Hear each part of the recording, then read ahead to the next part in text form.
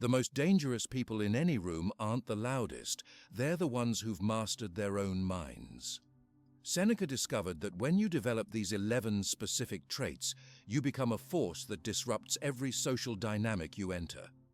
People will start avoiding deep conversations with you, testing your boundaries more aggressively, even spreading rumors, all because your inner transformation threatens their comfortable illusions. What the Stoics called philosophical power is now emerging in you, and it's making others unconsciously recognize you as someone who can't be manipulated, bought, or broken. Subscribe to the channel. Leave your like and comment from what part of the world you're watching, because now I'm going to tell you everything. Have you ever sent an angry text message and regretted it 10 seconds later? Or snapped at someone you love only to wish immediately that you could take those words back? We've all been there. That moment when emotions hijack our better judgment, and before we know it, we've said or done something that doesn't reflect who we truly want to be.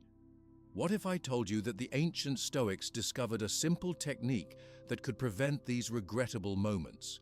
A technique so powerful that it was practiced by Marcus Aurelius, the most powerful man in the ancient world. Even better, what if modern neuroscience has now confirmed exactly why this technique works so effectively? The truth is, about 87% of our daily reactions aren't really conscious choices at all. They're automatic responses programmed by our past experiences, cultural conditioning, and even our biology. We're essentially running on autopilot most of the time, reacting rather than responding. And this autopilot is the source of most of our unnecessary suffering. I noticed this in my own life last week. Someone cut me off in traffic, and before I even realized what was happening, I felt my heart rate spike, my hands tighten on the steering wheel, and words coming out of my mouth that I wouldn't want my grandmother to hear. The entire reaction happened in less than 2 seconds, before my conscious mind even had a chance to get involved. Marcus Aurelius, despite being Roman emperor with nearly unlimited power, struggled with this same challenge. In his private journal, later published as Meditations, he repeatedly reminds himself not to react impulsively to provocations. In one passage he writes, "When you wake up in the morning, tell yourself, 'The people I deal with today will be meddling, ungrateful, arrogant, dishonest, jealous, and surly.'" This wasn't because Marcus was a pessimist. He was preparing his mind in advance, knowing that if he could anticipate potential triggers, he'd be less likely to react automatically when they occurred. He was essentially programming his pause button each morning. Modern neuroscience now confirms what Marcus intuited. Our brain actually has 2 distinct operating systems. The first is fast, automatic, and emotional, what neuroscientists call System 1. The second is slower, deliberate, and rational, System 2. When something triggers us, System 1 activates instantly, flooding our body with stress hormones and generating impulses to act before System 2 even has a chance to engage. The key insight from both Stoicism and neuroscience is that we can't stop the initial emotional response. It's hardwired for survival. What we can develop is a small space between that initial reaction and our actual response. This tiny space, sometimes just 3 seconds, is where our freedom lives.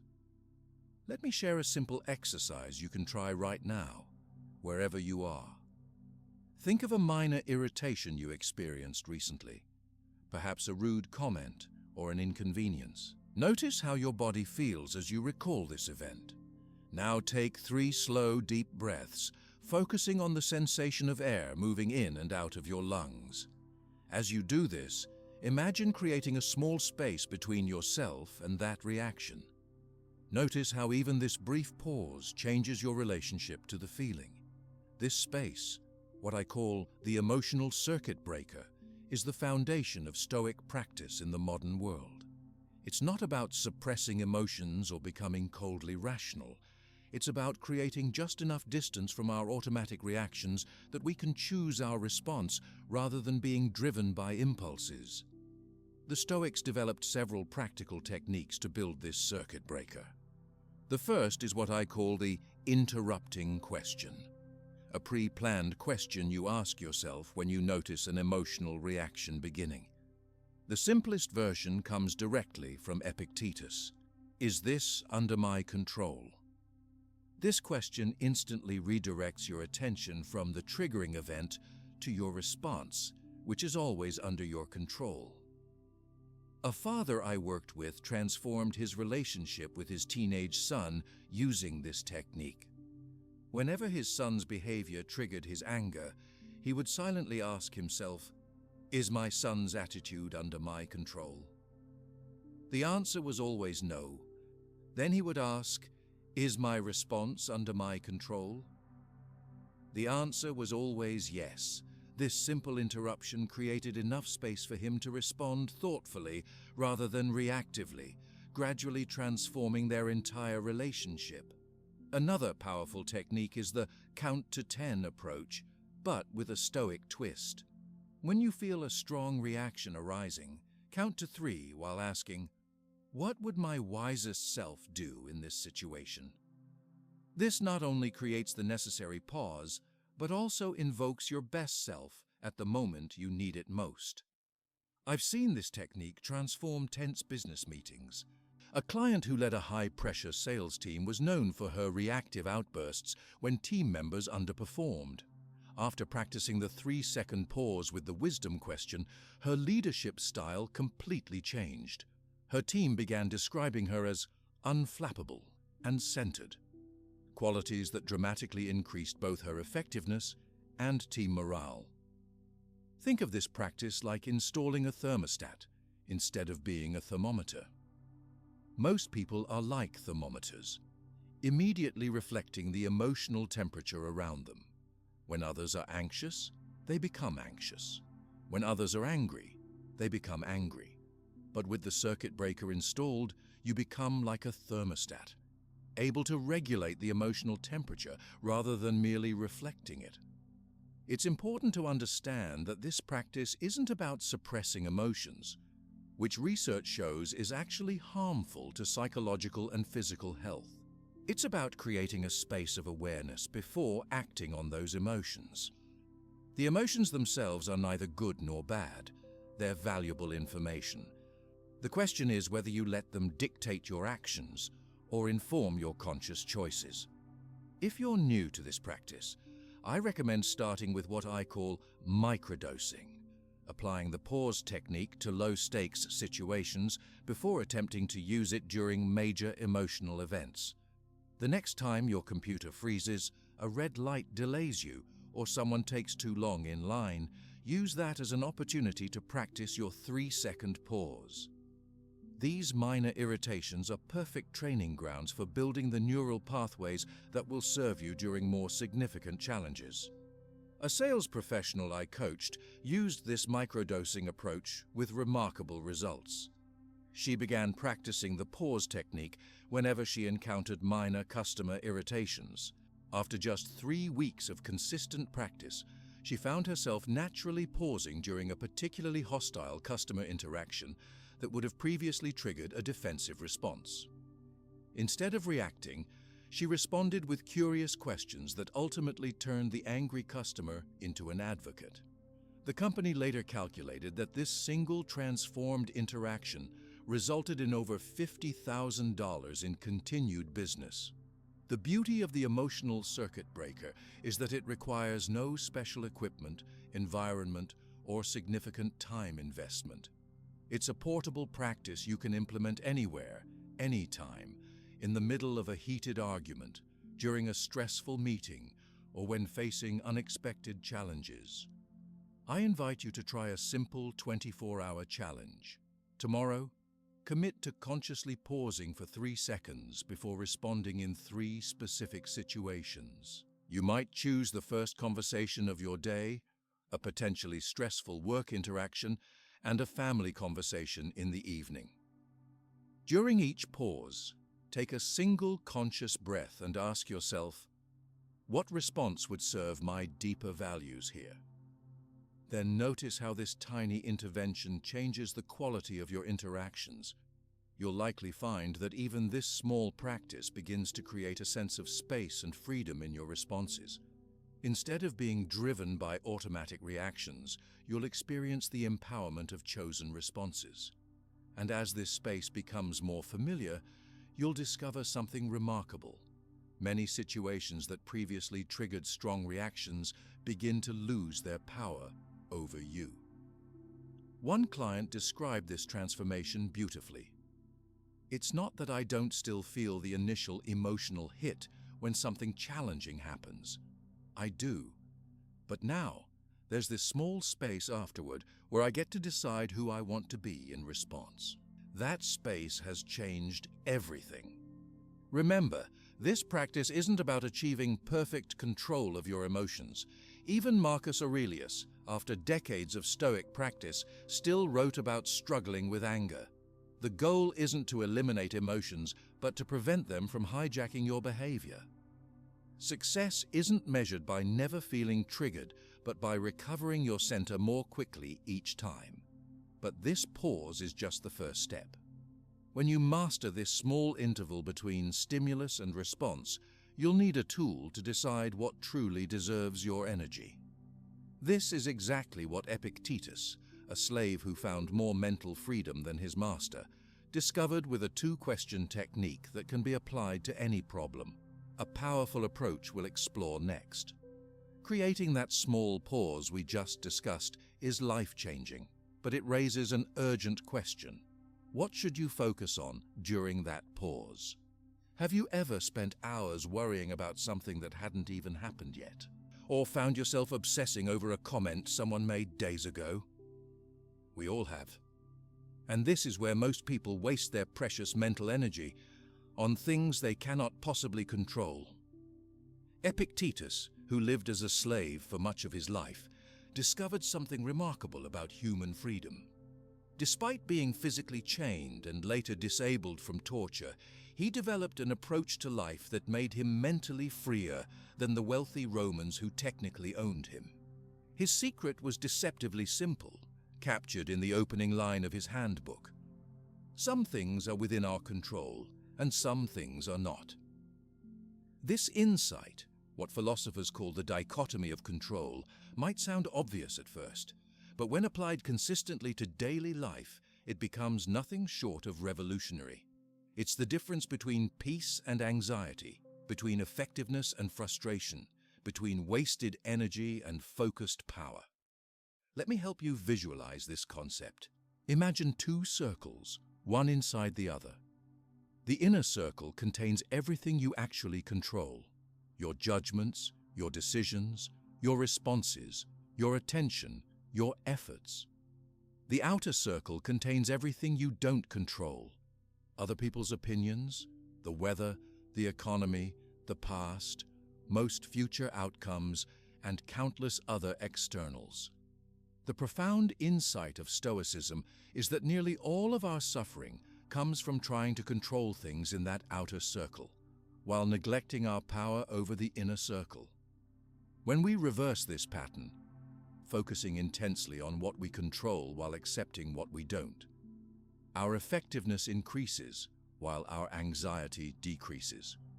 Recent psychological research supports this ancient wisdom.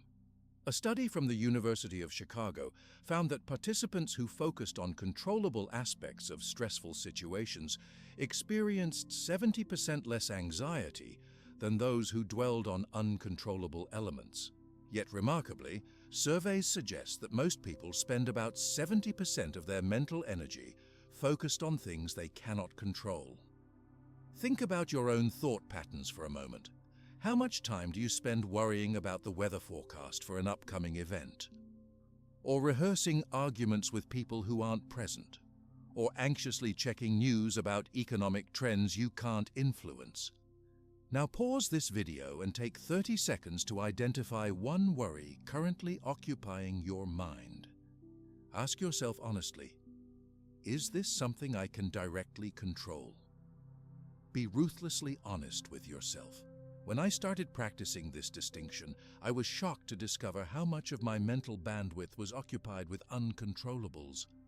I would spend hours mentally rehearsing conversations with difficult colleagues, trying to control their responses in my imagination.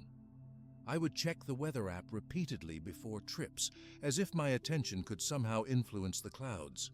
I would worry about economic trends that might affect my finances years in the future. All of this mental activity produced nothing except anxiety. It didn't change the weather, improve my colleagues' attitudes, or shift economic trends. It just robbed me of peace and effectiveness in the present moment. A manager I worked with applied this principle during a company-wide restructuring that included massive layoffs. While her colleagues spent weeks speculating about who would be cut and whether the company would survive, she took a different approach. She made a simple 2-column list: things I can control and things I cannot control. In the cannot control column, she listed the company's decisions, other departments' fates, market conditions, and executive choices. In the can control column, she listed her work quality, skill development, network building, and contingency planning. By focusing exclusively on the second column, she not only remained productive during a chaotic time, but also positioned herself for promotion when the dust settled.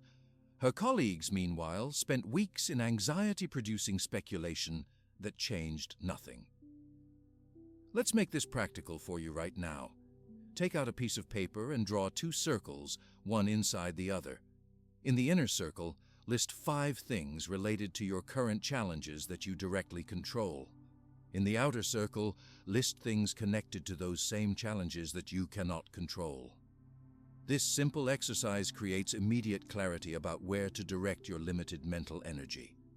When applied to relationships, this principle is especially powerful. Consider a situation where someone has hurt or disappointed you. What aspects can you control? You control your response, your boundaries, your communication, your forgiveness, and your future choices. What can't you control? Their apology, their understanding, their changed behavior, or their remorse. When we focus on the uncontrollable aspects of relationships, trying to make others apologize or change, we enter a losing battle that often damages the relationship further.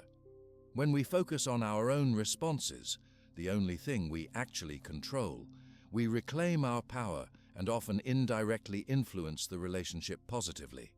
The science behind this approach is revealing. When we focus on uncontrollable aspects of situations, our brain's amygdala activates, triggering our threat response system. This floods our body with stress hormones and impairs the function of our prefrontal cortex, the part of our brain responsible for rational thinking and wise decisions. In other words, focusing on what we can't control literally makes us less intelligent in the moment. Conversely, when we focus on aspects we can control, we activate the prefrontal cortex and reduce amygdala activation. This improves our cognitive function, creativity, and decision-making ability, precisely when we need these resources most. Here's the paradox of control that Epictetus understood so well. The more we try to control what we cannot, the less control we actually have over our lives. But when we focus intensely on what we genuinely control, our influence often extends far beyond what we might expect. Think of it like gardening. You cannot control the weather, the soil composition you inherited, or the behavior of local wildlife. Focusing worry on these factors produces nothing but anxiety. But you can control what you plant, how you water and fertilize, whether you install fencing, and how you prune and maintain. By focusing exclusively on these controllable elements, while accepting the uncontrollables, you maximize your garden's chances of thriving, despite external factors. I witnessed the power of this approach when working with a client who received a serious health diagnosis. Initially, he was consumed with questions like, "Why me?" And what if the treatment doesn't work? Questions that created suffering without changing his situation. With practice, he shifted his focus to what he could control.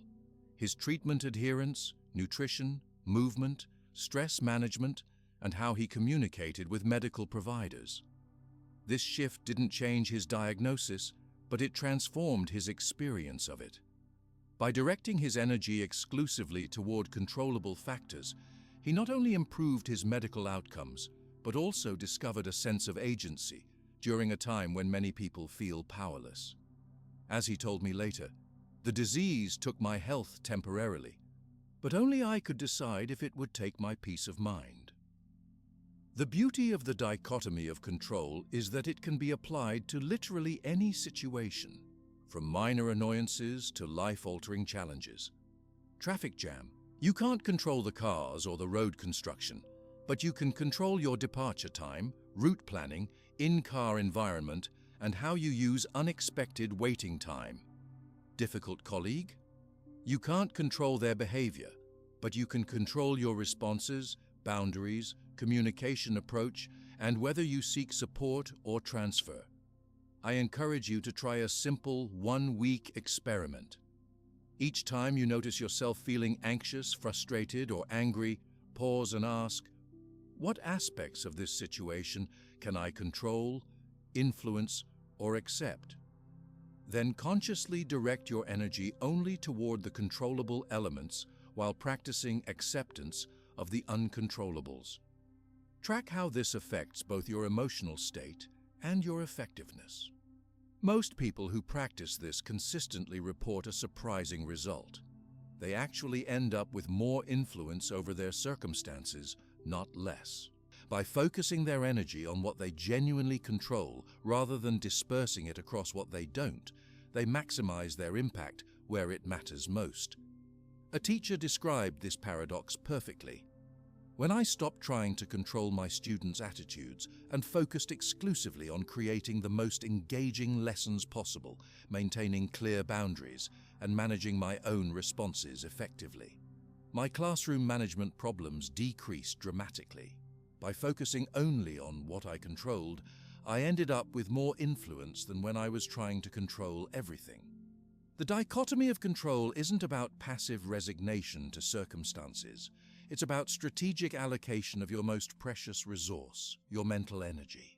By directing that energy exclusively toward what you can affect, you become remarkably more effective while experiencing significantly less anxiety. Many people resist this principle initially because it feels like giving up on changing important circumstances. But this misunderstands the approach. You're not giving up on your goals. You're giving up ineffective strategies for reaching them. You're not becoming passive. You're becoming precisely targeted in your efforts. As Epictetus would remind his students, make the best use of what is in your power and take the rest as it happens. This isn't fatalism. It's effectiveness combined with tranquility, what the Stoics considered the ultimate state of human flourishing. I recommend carrying a physical reminder of this principle for your first month of practice. Some people use a coin or small stone in their pocket, touching it whenever they notice themselves focusing on uncontrollables. Others set random phone reminders with the simple question, what can I control in this moment? Whatever method you choose, the goal is to make this distinction increasingly automatic. With practice, you'll notice something remarkable. The boundary between what you control and what you don't becomes increasingly clear in real time. You'll catch yourself earlier when you drift into focusing on uncontrollables. You'll navigate challenges with greater precision and less wasted energy. And perhaps most importantly, you'll experience significantly less of the anxiety that comes from trying to control the uncontrollable. Remember, this practice isn't about achieving perfect discernment immediately. Even Epictetus acknowledged that making this distinction consistently requires lifelong practice. The goal isn't perfection, but progress, gradually shifting more of your attention and energy toward what you genuinely control. When you begin focusing only on what you control, an unexpected challenge emerges, your own interpretations. Seneca, the wealthiest man in Rome, who nearly lost everything, discovered that it's not events that disturb us, but the stories we tell about them. He developed a questioning technique that dismantles even your most disturbing thoughts in just 3 steps. When you begin focusing only on what you control, you quickly discover an uncomfortable truth. Your interpretations often cause more suffering than the events themselves. Have you ever received an ambiguous text message and immediately assumed the worst? That vague, "we need to talk" from your boss or partner that sent your mind spiraling through catastrophic scenarios. Or maybe someone walked past without acknowledging you, and you spent the next hour wondering what you did to offend them. We all do this. Our minds are interpretation machines, constantly creating stories about what things mean.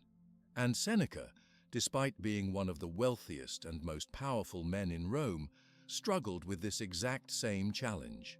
As advisor to Emperor Nero, a notoriously volatile ruler, Seneca lived in a world where misinterpreting signals could be literally fatal. In his letters, he confesses to spending sleepless nights worrying about court politics and possible threats, only to discover many of these threats existed solely in his imagination. This led him to perhaps the most revolutionary insight in all of Stoic philosophy. It is not things themselves that disturb us, but our judgments about these things. This principle, that events and our interpretations of them are separate, contains the secret to emotional freedom. Let me break this down into 3 components that operate in every situation: the event, your interpretation, and your reaction. The event is simply what happened, the observable facts that anyone would agree upon. The interpretation is the meaning you assign to those facts, and the reaction is what follows from your interpretation.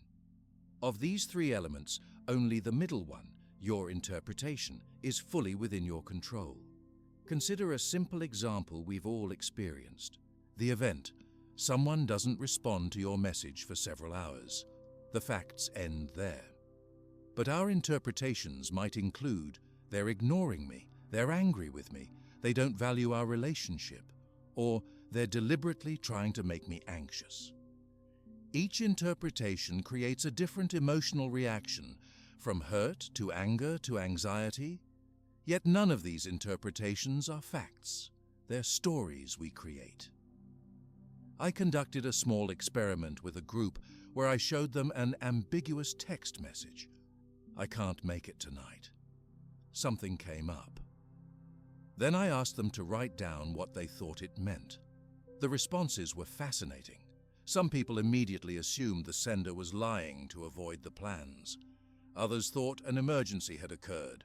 Some saw it as rude, others as perfectly reasonable. Same exact message, dramatically different interpretations.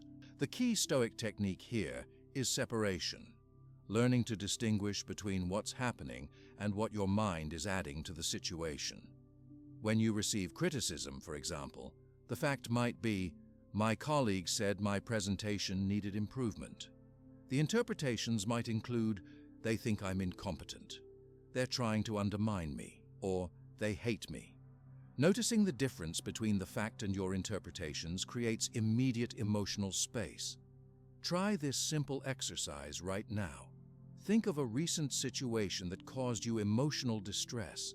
On a piece of paper or in your mind, draw a line down the middle. On the left side, write only the observable facts, what a camera would record. On the right, list all your interpretations, the meanings you assigned to those facts. Just creating this separation often produces an immediate sense of relief. Once you've separated facts from interpretations, you can apply what philosophers call Socratic questioning to examine your interpretations. Ask yourself 3 powerful questions. First, is this interpretation definitely true? Do I have absolute evidence for it? Second, are there other possible interpretations that could also explain these facts? Third, even if my interpretation is true, is it helpful for me to focus on it? These questions form a powerful tool for dismantling interpretations that cause unnecessary suffering.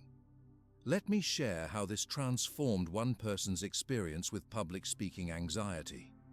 An executive I worked with would become physically ill before presentations, interpreting his normal nervous symptoms, faster heartbeat, sweaty palms, as evidence that I'm going to fail completely and humiliate myself. When we applied the 3 questions, he realized, first, he had no evidence this catastrophe would happen. He'd never actually failed completely in previous talks. Second, alternative interpretations existed. Perhaps his physical symptoms were just normal preparation for performance, like an athlete before a race.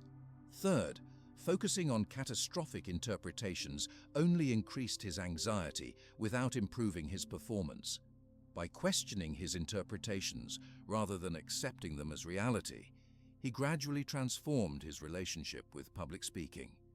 His physical symptoms didn't immediately disappear, but his interpretation of them changed from evidence of impending disaster to signs my body is preparing for important action. Modern cognitive science confirms what Seneca intuited. Our minds are constantly creating interpretations through what psychologists call cognitive distortions. These include mind reading, assuming we know what others are thinking, catastrophizing, assuming the worst possible outcome, personalization, assuming events are about us when they aren't, and many others. Research shows these distortions are largely automatic and unconscious until we develop the habit of questioning them. Think of these interpretations like wearing colored glasses. If you put on red-tinted glasses, everything looks red. If you wear threat detection glasses, everything looks dangerous. If you wear people are judging me glasses, every glance seems critical. The Stoic practice is about recognizing you're wearing these glasses and questioning whether they're showing you reality or distorting it. During a conflict with your partner, for instance, you might interpret their request for space as they're pulling away from me or they don't care about my feelings. But are these interpretations necessarily true? Could there be other explanations? Perhaps they need to process emotions before discussing them, or they're trying to avoid saying something hurtful in the moment. By questioning your interpretations, you respond to the situation itself rather than your assumptions about it. A mother I worked with transformed her relationship with her teenage children using this practice. Previously, she interpreted their withdrawal and short answers as rejection and disrespect. They don't value our relationship, and they have no respect for everything I've done for them, were interpretations that created constant conflict. Through practice, she learned to separate facts, less communication, more time alone, from interpretations. She considered alternative possibilities. Perhaps they were processing complex emotions, establishing independence, or simply tired from school pressures. This shift didn't immediately change her teenagers' behavior, but it completely transformed their interactions. Without the weight of negative interpretations, she could approach them with curiosity rather than hurt or anger. Gradually, communication improved as her children sensed they weren't being constantly judged or misinterpreted. To implement this practice in your daily life, I recommend the Journal of Separation exercise. For 7 consecutive days, at the end of each day, write down one challenging situation you experienced. Draw a line down the page and list the facts on one side and your interpretations on the other. This simple practice gradually builds the mental habit of distinguishing between events and your stories about them. Another powerful application of this principle is what I call alternative interpretation practice. When faced with a situation that triggers negative emotions, challenge yourself to generate 3 completely different interpretations of the same facts. For example, if someone doesn't acknowledge your greeting, instead of defaulting to "they're ignoring me," consider alternatives. They might be preoccupied with something difficult. They might not have heard me. Or they might be experiencing hearing issues. The goal isn't to convince yourself that your original interpretation is wrong or that positive interpretations are always right. The goal is to recognize that multiple interpretations are always possible, and none should be automatically accepted as reality. Think of yourself as a detective examining evidence rather than a prosecutor building a case. A prosecutor selectively gathers evidence to support a predetermined conclusion. A detective remains open to multiple possibilities while carefully examining all available evidence. When interpreting events in your life, are you acting more like a prosecutor or a detective? Remember, this practice isn't about forcing yourself to adopt positive thinking regardless of circumstances. Sometimes negative interpretations are accurate. People do sometimes have negative intentions or make harmful choices. The Stoic approach isn't blind optimism, but careful discernment between facts and assumptions. The power of this practice becomes particularly evident in conflicts. Most relationship conflicts aren't actually about the facts of what happened, but about the interpretations of what those facts mean. One person sees a forgotten errand as evidence of not being valued. Another sees the same forgotten errand as simply a memory lapse.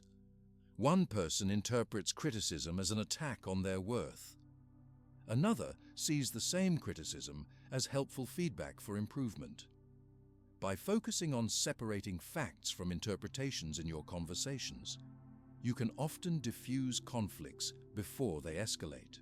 Instead of responding to what you think the other person means, you can ask clarifying questions. When you say you need more space, I'm interpreting that as you wanting to end our relationship. Is that accurate? This simple clarification often reveals misinterpretations that would otherwise create unnecessary suffering. As you practice distinguishing between events and interpretations, you'll notice something remarkable. The same events that once automatically triggered strong reactions begin to lose their emotional power. You become increasingly able to experience life as it actually is, not as your conditioned mind interprets it to be. One practitioner described this shift beautifully. I used to live in a world where I was constantly being disrespected, ignored, and judged by others. Through practicing separation of facts from interpretations, I gradually realized I was living in a world largely of my own creation. The same behaviors I once interpreted as disrespect, I can now see as simply people dealing with their own challenges. It's the same world, but it feels completely different to live in it. But even with this skill of questioning your interpretations, you'll still face moments of intense emotion. That's where a seemingly contradictory technique that Marcus Aurelius practiced every morning comes in. A practice that appears pessimistic at first glance, but actually holds the key to unshakable tranquility in the face of any challenge. It's a practice of deliberately visualizing potential problems before they occur, but with a crucial difference from ordinary worry. But even with this ability to question your interpretations, you'll still encounter situations that truly challenge your emotional stability. Imagine waking up tomorrow and discovering you've lost your job. How would you feel? Or picture getting that call about a loved one in the hospital. What would run through your mind? Most of us would be completely blindsided by such events. The emotional impact magnified precisely because we never considered these possibilities until they happened. This psychological unpreparedness is exactly what Marcus Aurelius worked to overcome through a practice that might initially seem pessimistic, but is actually one of the most powerful tools for developing unshakable tranquility. As Emperor of Rome during times of plague, war, and political instability, Marcus faced daily challenges that would overwhelm most people. In his private journal, he wrote about a morning practice that helped him maintain composure regardless of what the day might bring. Begin each day by telling yourself, "Today I shall be meeting with interference, ingratitude, insolence, disloyalty, ill will, and selfishness." This wasn't pessimism, it was preparation. This practice, which the Stoics called premeditatio malorum, or premeditation of evils, follows a paradoxical principle. To achieve peace of mind, Regularly contemplate losing what you value most. It's what I call negative visualization, and it's perhaps the most counterintuitive yet effective Stoic technique for developing psychological anti-fragility. Modern psychology tends to emphasize positive visualization, imagining best outcomes, which certainly has its place. But research increasingly shows that exclusively positive visualization can actually leave us psychologically vulnerable when challenges inevitably arise. The Stoic approach of negative visualization doesn't replace positive thinking but complements it, creating psychological resilience that pure optimism alone cannot provide. The critical distinction is between toxic worry and constructive preparation. Worry involves ruminating anxiously without resolution. Negative visualization, by contrast, is structured, time-limited, and solution-oriented. You're not just imagining problems, you're mentally rehearsing your composed response to them. Try this simple morning exercise that Marcus practiced. Take 3 minutes at the start of your day to ask, what might go wrong today? How would I ideally respond if it did? Perhaps you visualize your computer crashing during an important presentation, your child getting sick right before a crucial meeting, or receiving criticism from your manager. For each scenario, imagine responding not with panic, but with composed problem solving. This practice works through a psychological principle called stress inoculation. Just as vaccines expose your immune system to small amounts of a pathogen to build resistance, negative visualization exposes your mind to small doses of adversity, building psychological antibodies. Neuroscience research confirms that this mental rehearsal activates many of the same neural pathways as actual experience, essentially pre-training your brain for challenges before they occur. A client who worked as an entrepreneur shared how this practice transformed his business approach. Each morning, he would visualize 3 potential business setbacks: a major client canceling, a project deadline being missed, or a technical failure. For each scenario, he mentally rehearsed maintaining composure and implementing solutions. When a major client actually did cancel unexpectedly, he found himself responding with remarkable calm and clarity, immediately implementing the contingency plan he had mentally rehearsed. His team was amazed by his composure, never realizing he had been preparing for this exact scenario for months. The practice extends beyond daily challenges to larger life considerations. Seneca advised regularly contemplating the impermanence of everything we value: health, relationships, possessions, even life itself. This isn't to make us gloomy, but to eliminate the shock when changes inevitably occur, and to deepen our appreciation for what we currently have. Take a moment right now to consider 3 things you deeply value in your life.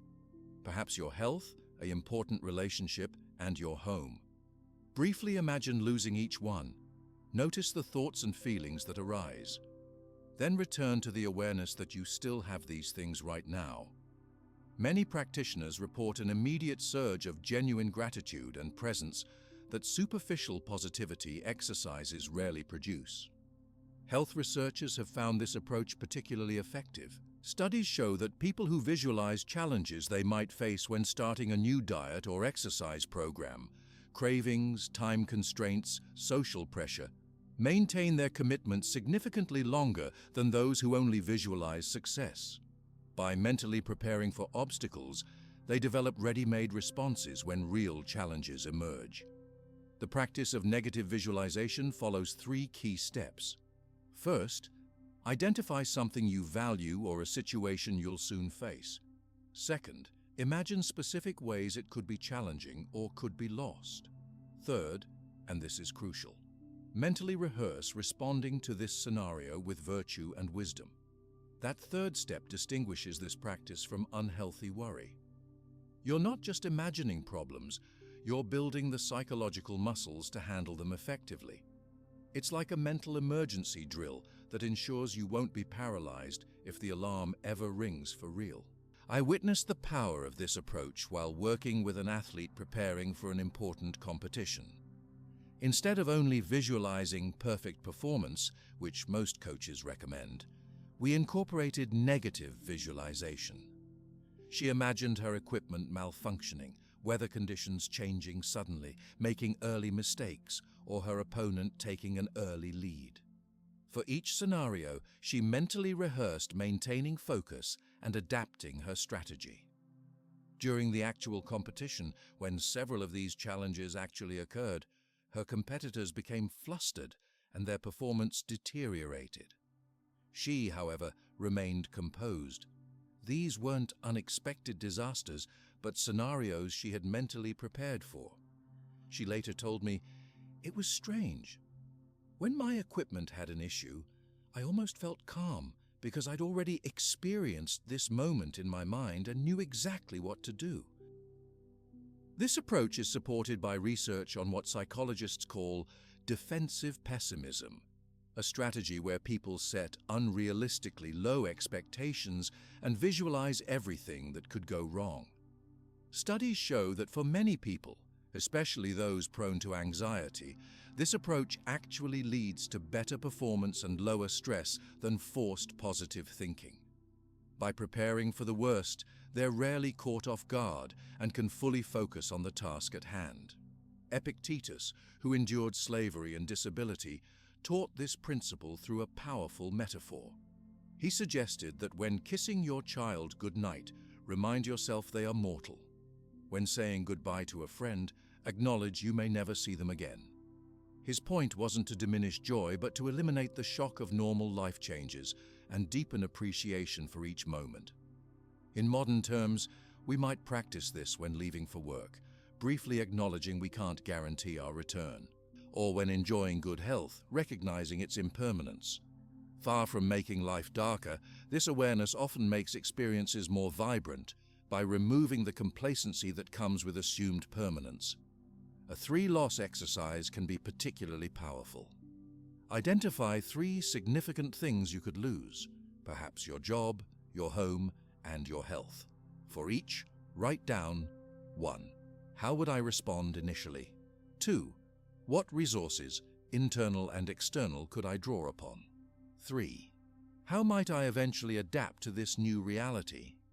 This isn't about dwelling on catastrophe, but building confidence in your capacity to handle whatever life presents. As one practitioner noted, "After thoroughly imagining losing everything important to me and still finding ways I could respond with dignity, everyday problems lost much of their power to disturb me." Think of negative visualization as a psychological vaccine, small, controlled doses of adversity that build immunity against larger shocks. Just as physical vaccines don't make you sick, but prepare your body to fight disease, mental preparation doesn't create anxiety, but builds resilience against it. The science of this approach is compelling. Studies show that our brains process imagined scenarios in many of the same ways they process actual experiences. When you mentally rehearse handling a difficult situation, you're essentially creating neural pathways that will be available when similar challenges arise in reality.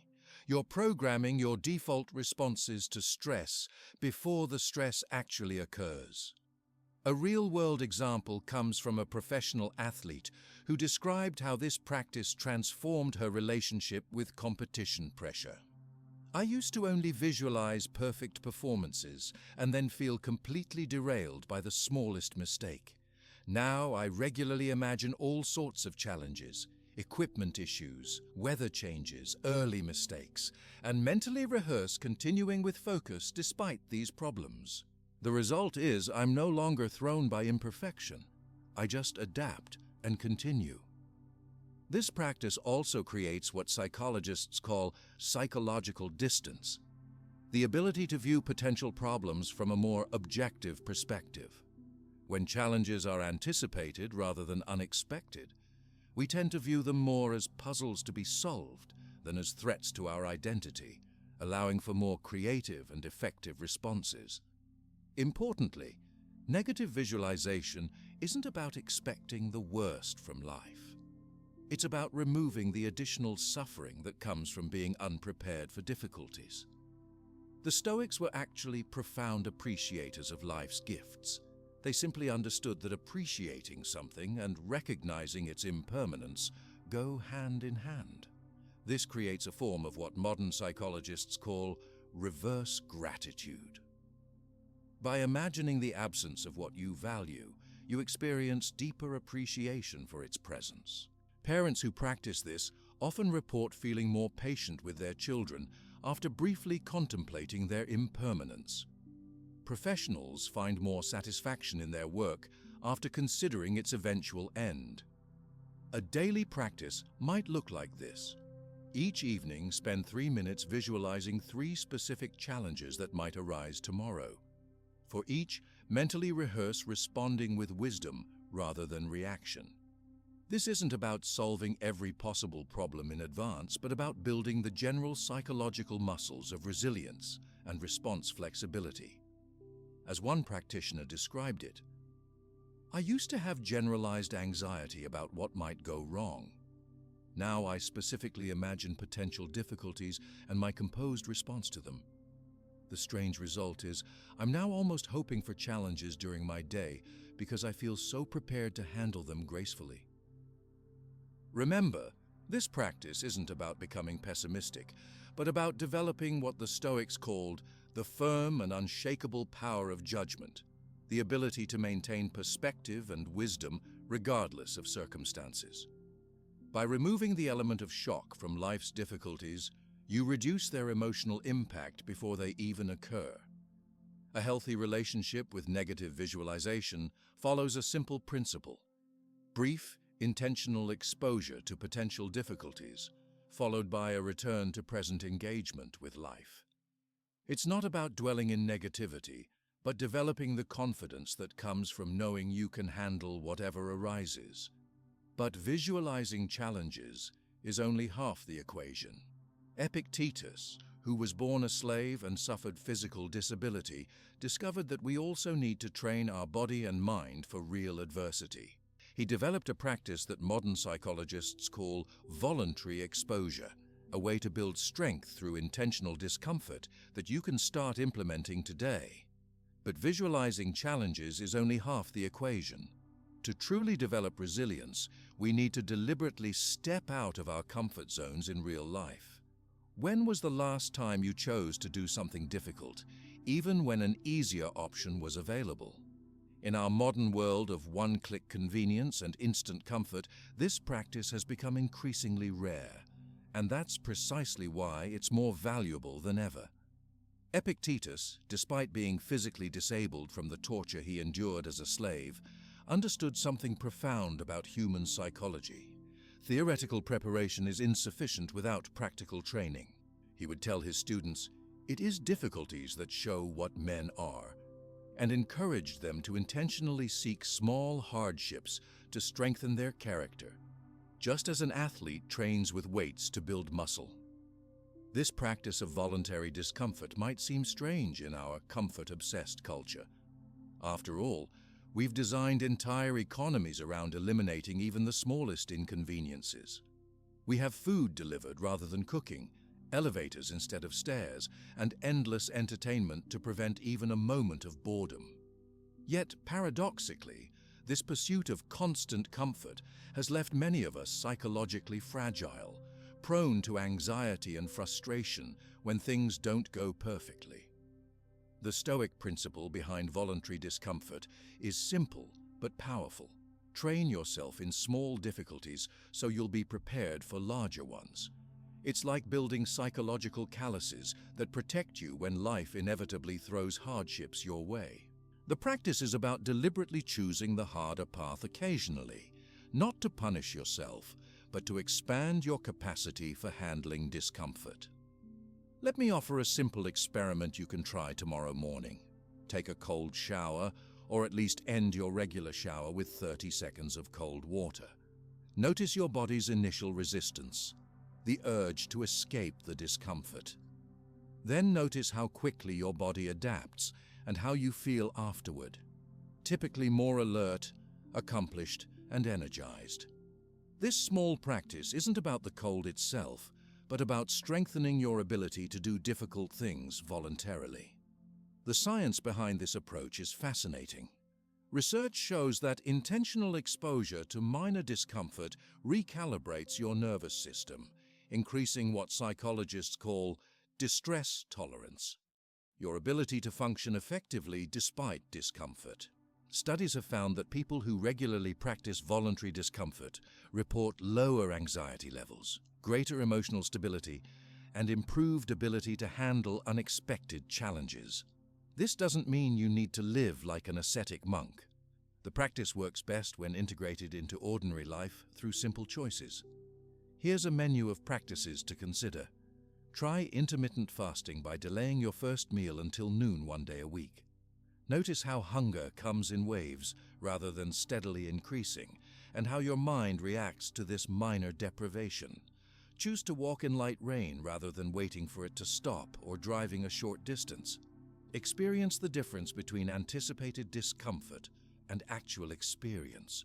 Sleep on a firm floor for one night instead of your comfortable bed. Observe how your body adapts and how your appreciation for your regular bed increases afterward. The key is to start small and build gradually. These aren't extreme challenges, but controlled exposures that expand your comfort zone over time. I worked with an executive who struggled with severe anxiety about public speaking. Traditional visualization techniques hadn't helped much. We started with a program of voluntary discomfort, completely unrelated to speaking. Cold showers, fasting one day a week, and intentionally choosing the longest checkout line at stores. After 2 months of these practices, he reported to me, "Something strange is happening. I'm still nervous before presentations, but that nervousness doesn't overwhelm me anymore. It's like I've built a buffer between discomfort and my reaction to it." This transformation makes perfect sense from both Stoic and modern psychological perspectives. By regularly practicing the space between discomfort and reaction in low-stakes situations, he strengthened that same capacity for high-stakes challenges. His fear of public speaking hadn't disappeared, but his relationship to that fear had fundamentally changed.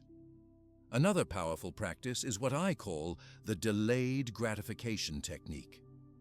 When you feel the urge for a distraction, snack, or any form of immediate gratification, simply wait 10 minutes before indulging.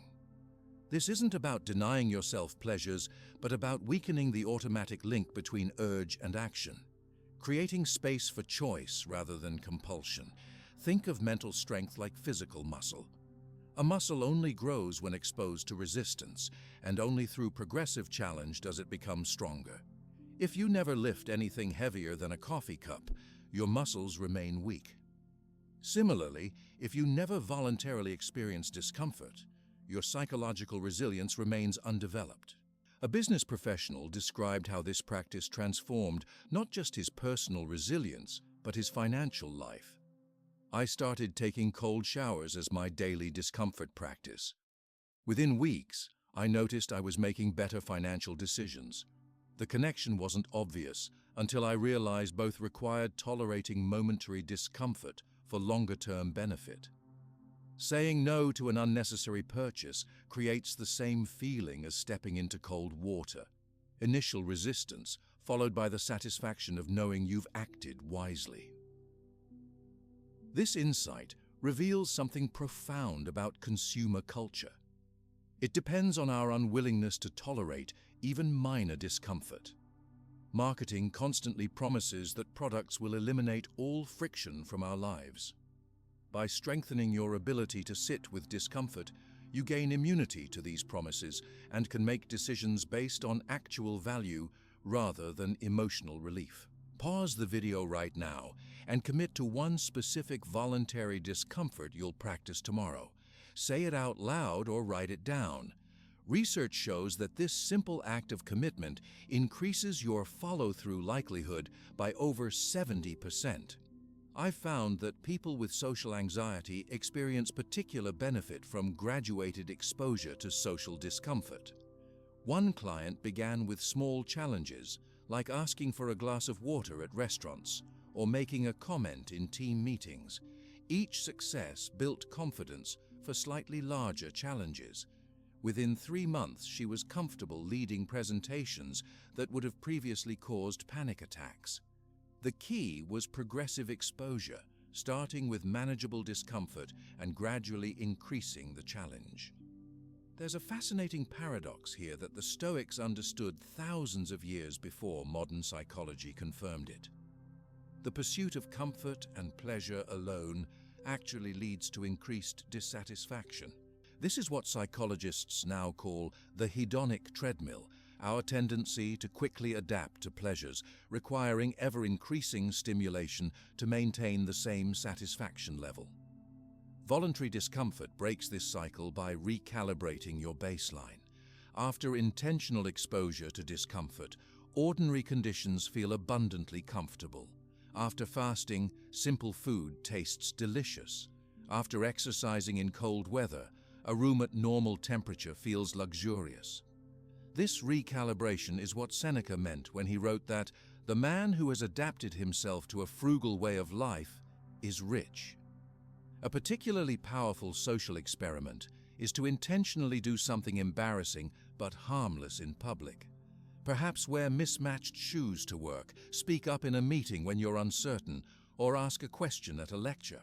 These small acts of courage build what psychologists call embarrassment tolerance, crucial for authentic living in a world where fear of judgment often prevents meaningful action. Remember, the goal isn't to eliminate comfort from your life, but to strengthen your ability to function effectively without it when necessary. Start with very small discomforts, perhaps 10 seconds of cold water at the end of your shower, and gradually increase the duration or intensity as your capacity grows. As one long-term practitioner put it, "I used to think comfort was my goal in life. Now I understand that too much comfort weakens me, while the right amount of voluntary challenge strengthens me. I don't seek suffering, but neither do I run from necessary discomfort." This balance has transformed my relationship with everything from minor inconveniences to major life challenges. The practice becomes most powerful when it's progressive, just like physical training. If you started with 10 seconds of cold water and that's now manageable, try 20 seconds next week. If fasting until noon is comfortable, try extending to mid-afternoon. This gradual progression ensures you're constantly expanding your capacity without overwhelming yourself. I've noticed that as people develop this practice, they often spontaneously report an interesting side effect: increased compassion for others who are suffering. When you regularly experience discomfort voluntarily, you develop greater empathy for those experiencing involuntary hardship. Your practice becomes not just personal development, but preparation for more effective service to others. One practitioner described this evolution. "I started voluntary discomfort as a purely personal growth practice. But after 6 months, I realized it had made me much more patient with my elderly father's health struggles. Having regularly experienced minor discomfort myself, I could better understand his daily challenges and respond with genuine compassion rather than frustration."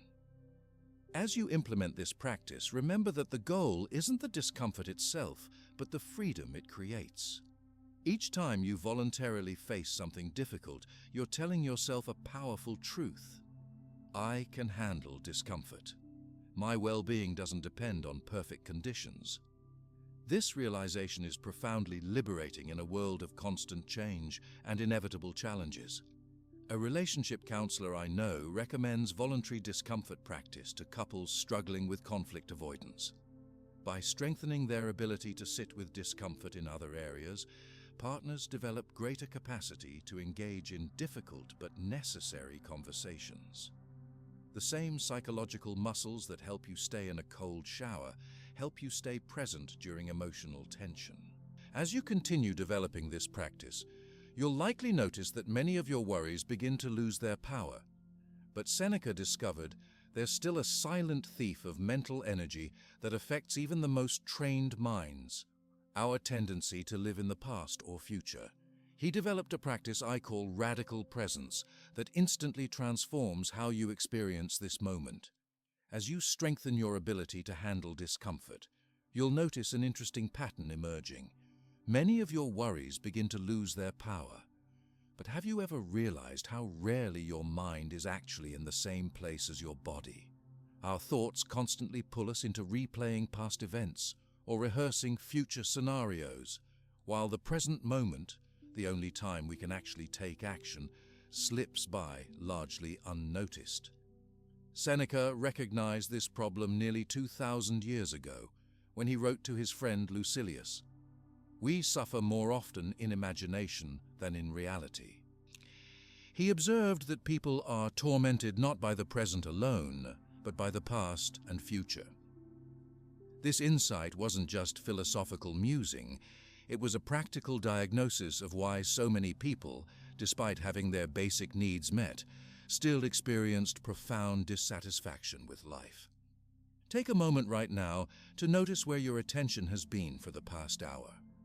How much time were you fully present with whatever you were doing?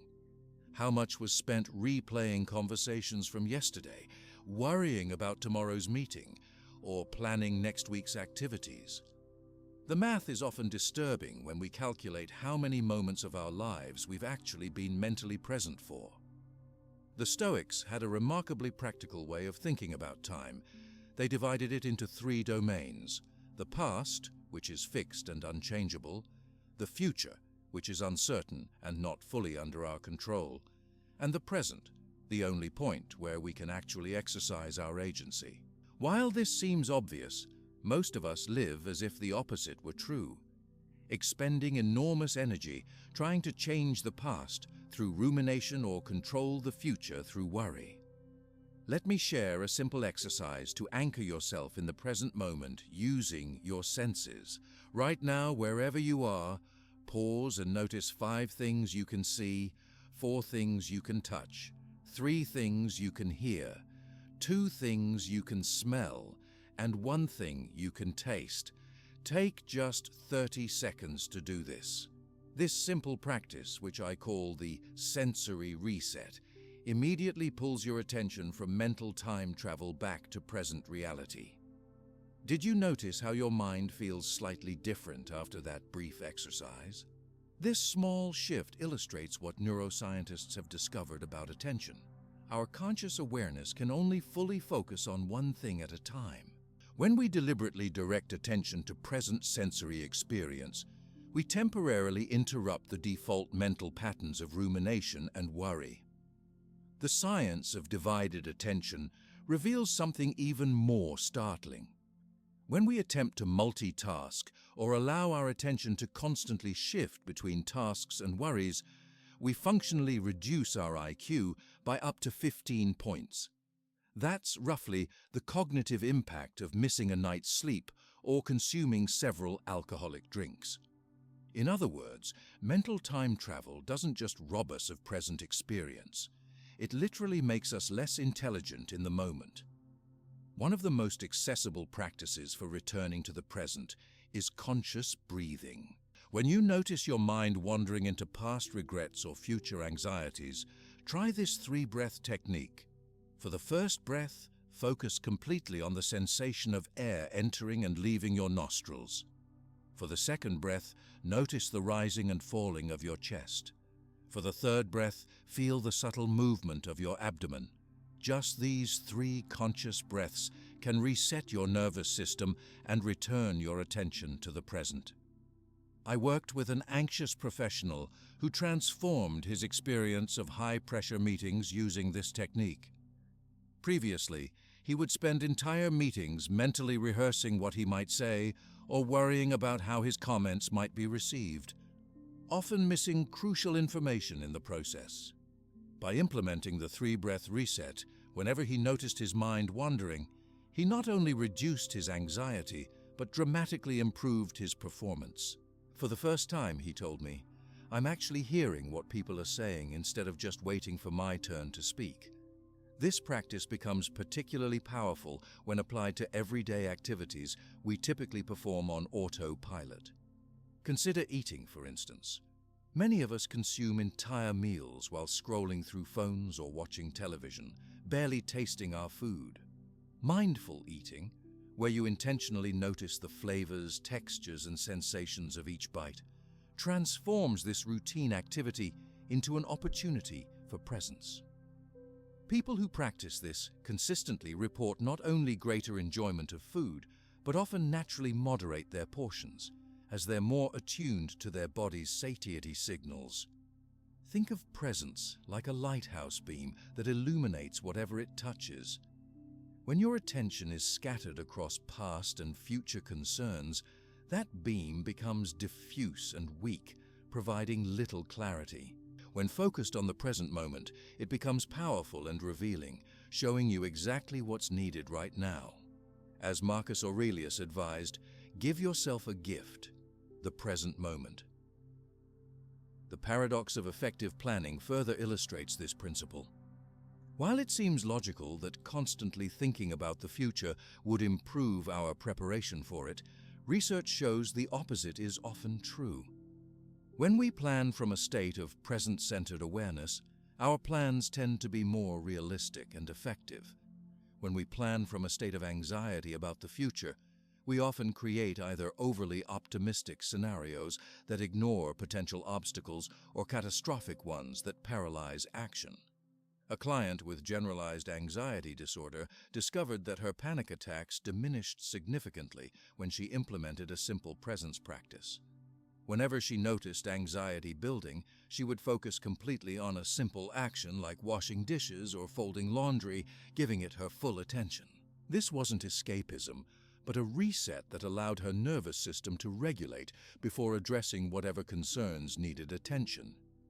I realized, she told me, that my anxiety was almost never about what was happening right now, but about what might happen later or what had already happened that I couldn't change. The Stoics emphasized another presence practice that seems morbid at first glance, but actually enhances life dramatically, called memento mori, remember that you will die.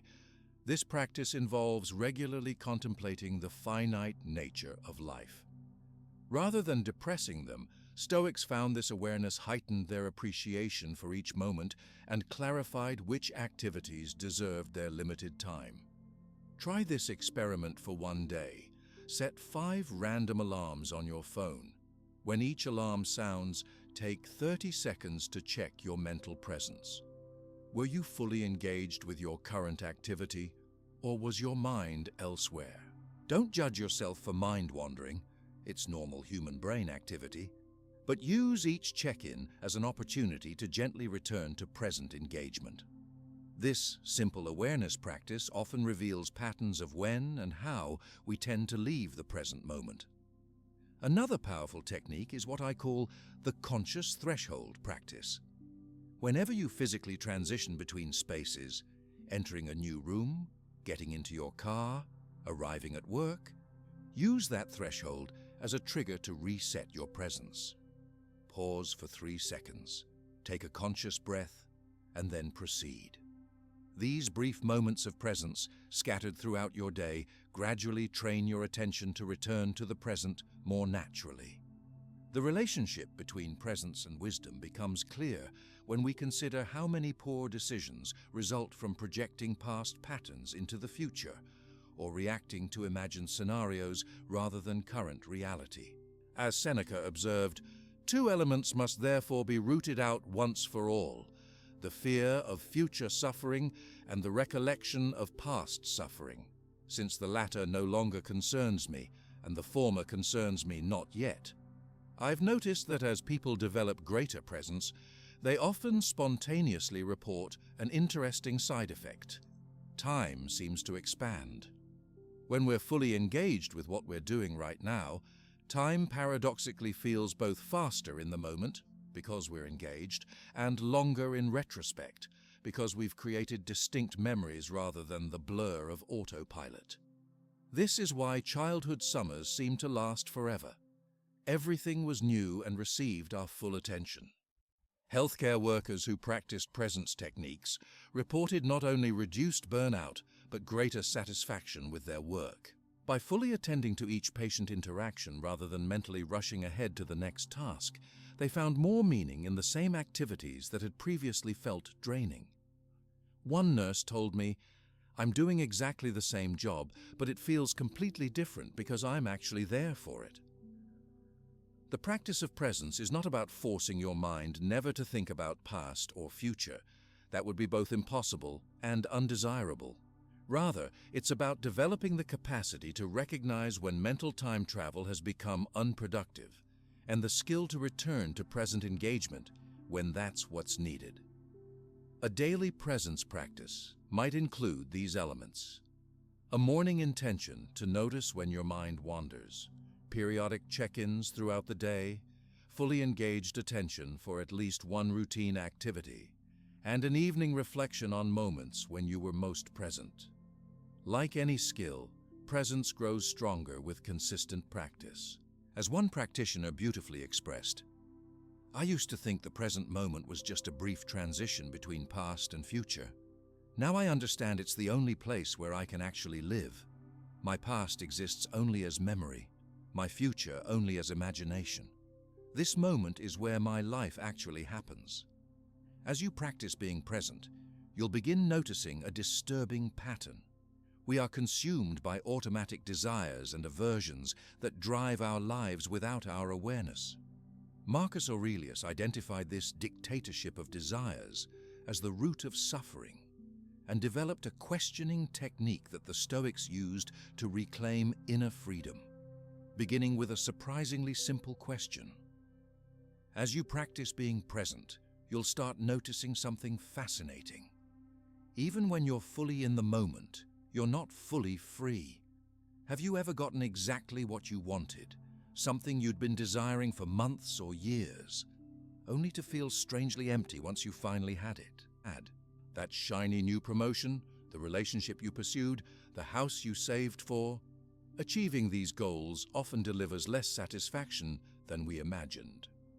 Marcus Aurelius, despite having access to every conceivable pleasure as Emperor of Rome, spent considerable time questioning what truly mattered. In his private journals, he repeatedly reminded himself how easily desires multiply if left unexamined. Do not disturb yourself by picturing your life as a whole.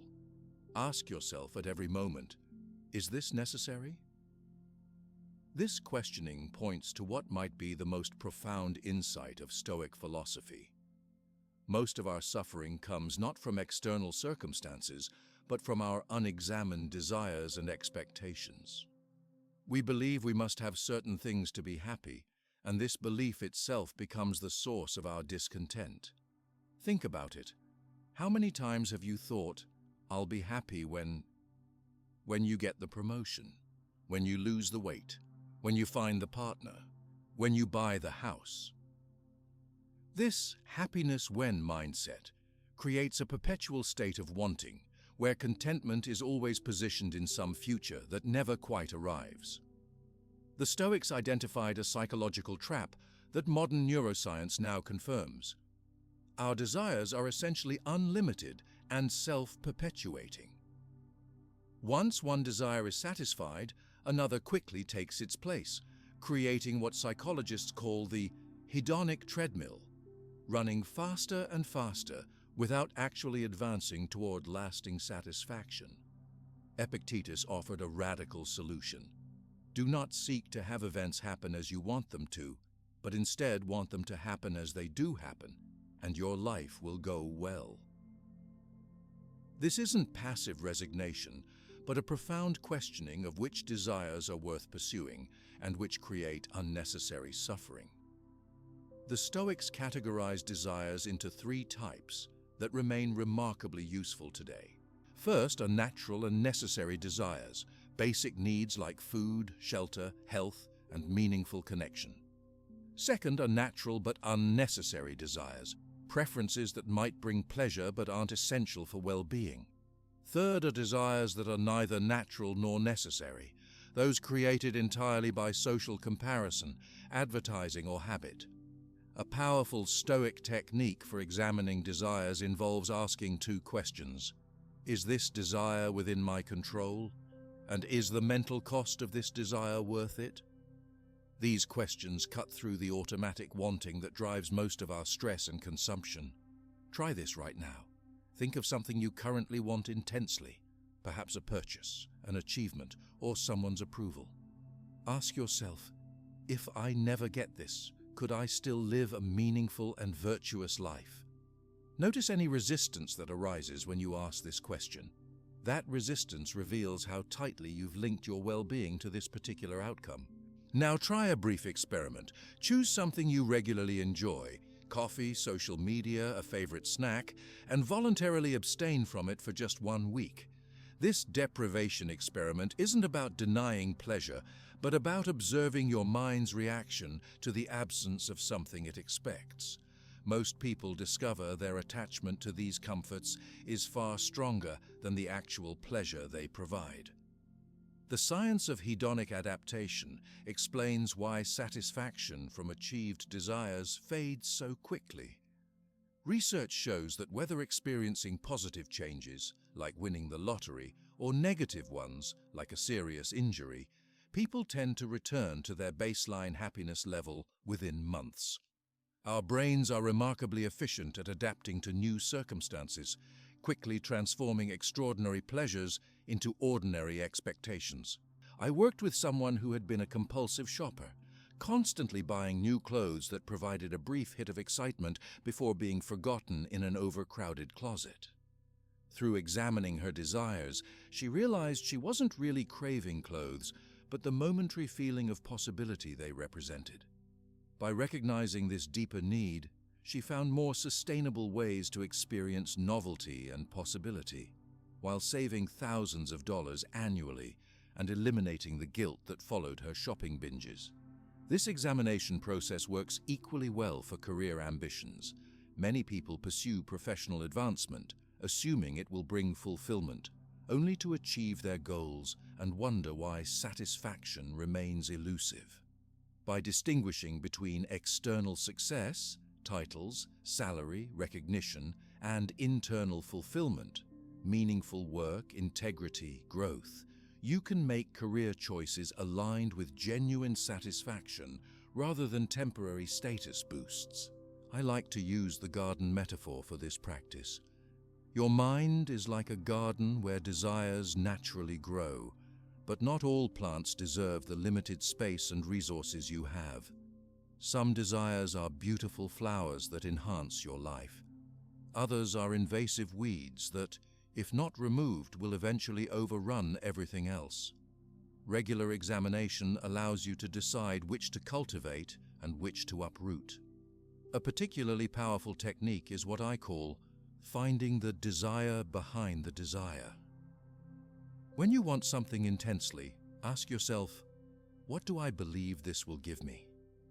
Often, material desires are really about seeking security, status, connection, or freedom. By identifying these deeper needs, you can often find more direct and sustainable ways to fulfill them. I saw this transformation in someone who was obsessed with gaining social media followers. Through examining this desire, he realized what he truly craved was a sense of significance and contribution. By refocusing on creating genuinely helpful content rather than optimizing for engagement metrics, he not only found greater satisfaction, but ironically ended up reaching more people with work that mattered. Many of our most intense desires revolve around gaining approval from others. Seneca addressed this directly. We suffer more in imagination than in reality. How much happier is the man who owes nothing to anybody except the one he can most easily refuse, himself. By examining your need for others' approval, you can distinguish between valuable feedback that helps you grow and the exhausting pursuit of universal likability. One of the most liberating practices is desire inversion, transforming "I need this to be happy" into "I can be happy without this." This isn't about denying genuine needs, but about challenging the assumed necessity of particular outcomes or possessions. Each time you prove to yourself that well-being doesn't depend on getting something you previously thought essential, you expand your capacity for contentment under varied circumstances. Try this journaling exercise for 1 week. Each evening, write down 3 desires that influenced your actions that day. For each, classify it according to the Stoic categories: natural and necessary, natural but unnecessary, or neither natural nor necessary. Then note whether pursuing this desire brought you closer to or further from tranquility. After a week, patterns typically emerge that highlight which desires serve your well-being and which undermine it. You can also practice desire visualization. Imagine yourself completely free from a particular desire that causes suffering. How would you feel? What would change about your daily choices? What might you notice that desire has been blocking from your awareness? Many people report an immediate sense of lightness and clarity from this simple mental exercise. As you practice examining your desires, you'll likely notice something surprising. The things you thought you couldn't live without often contribute less to your happiness than simple pleasures you barely notice. A quiet moment with someone you love, the satisfaction of meaningful work, or the beauty of the world around you. This doesn't mean eliminating all desires. That would be neither possible nor desirable. The Stoic approach is discernment, not renunciation. Epictetus compared it to attending a banquet. Take what's offered with appreciation as it passes, but don't reach across the table or demand more. This balanced approach allows for enjoying life's pleasures without becoming enslaved by them. The ultimate freedom comes when you realize most desires are optional. As Marcus Aurelius reminded himself, very little is needed to make a happy life. It is all within yourself, in your way of thinking. By regularly questioning which desires truly serve your flourishing and which merely create unnecessary suffering, you gradually reclaim your autonomy from the endless wanting that drives consumer culture. Remember that this practice isn't about becoming desire-free, but desire-wise. The goal is not to want nothing, but to want appropriately, to have preferences without attachment, to enjoy success without requiring it, to seek comfort without demanding it. This balanced relationship with desire is what the Stoics recognized as true freedom. As one practitioner described it, "I used to think fulfilling desires was the path to happiness. Now I realize examining desires is the actual path. Some desires are worth pursuing, others worth abandoning, and making that distinction consciously has transformed my experience of life." When you begin examining your desires, you'll notice how many of your disappointments come from unexamined expectations about how life should be.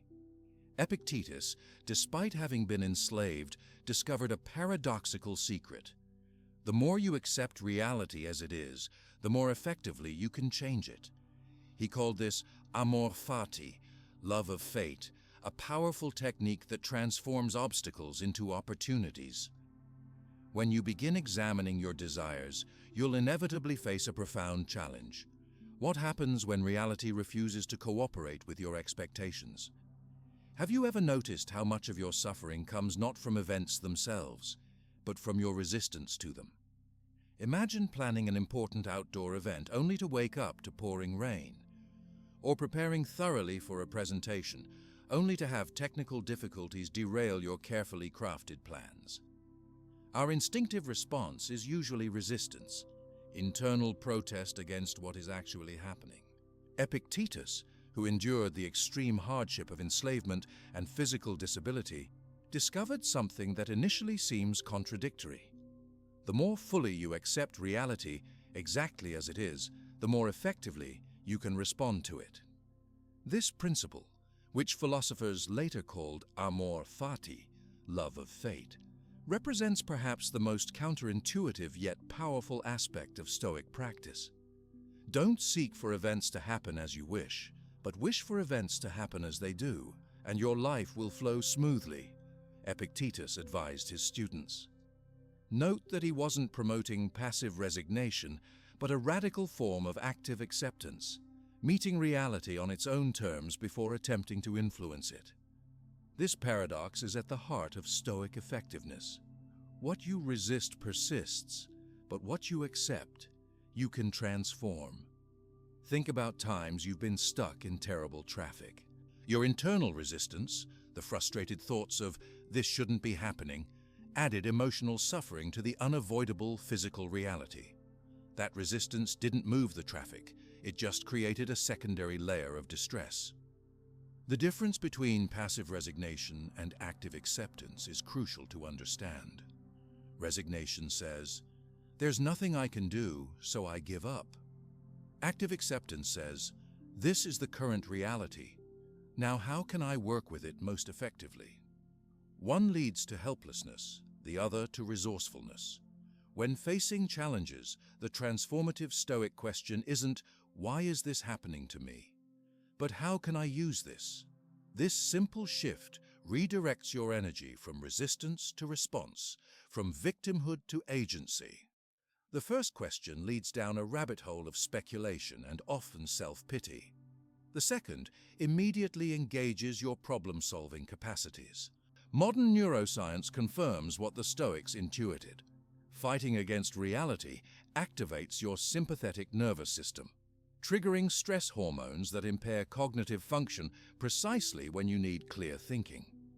Acceptance, by contrast, allows your parasympathetic system to engage, creating the physiological conditions for effective problem-solving. Try this three-question exercise when facing any obstacle. First, what aspects of this situation are completely beyond my control? Accept these fully. Second, what elements can I influence, even slightly?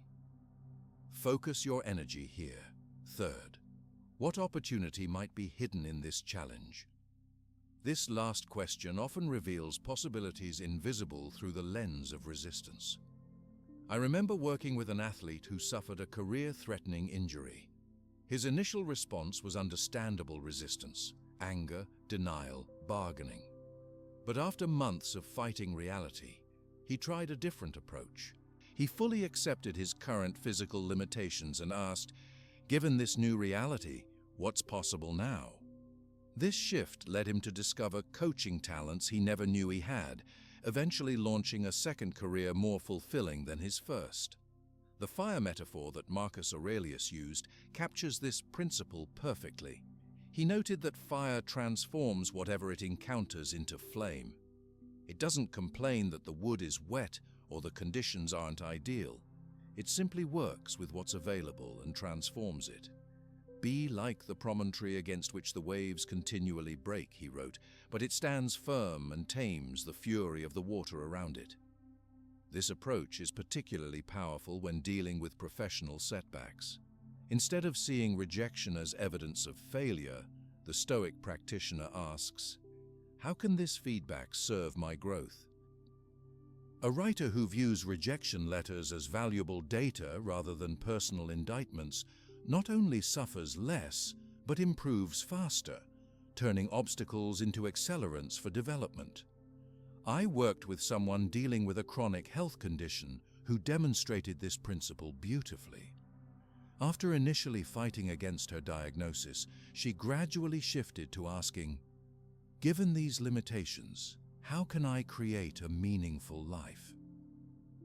This wasn't about giving up on treatment, but about working with reality rather than against it. She discovered that her experience uniquely positioned her to help others with similar challenges, finding purpose through the very circumstance she had most resisted.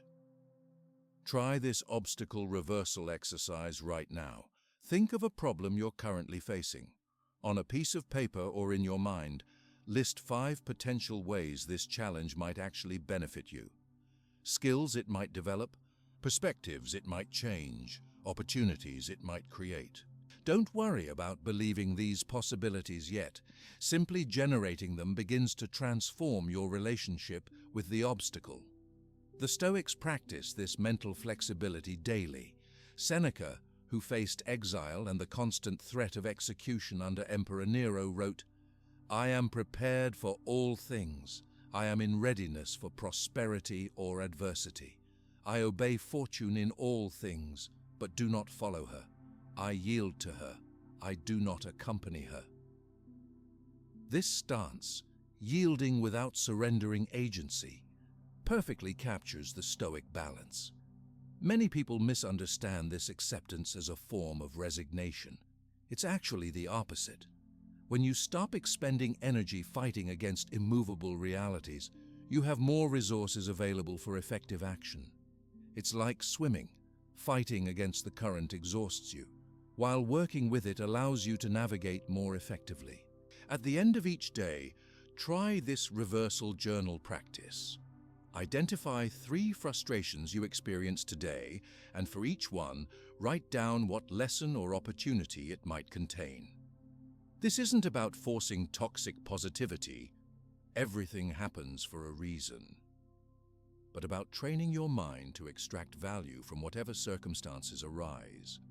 A monthly practice that develops this capacity is the adopted problem experiment.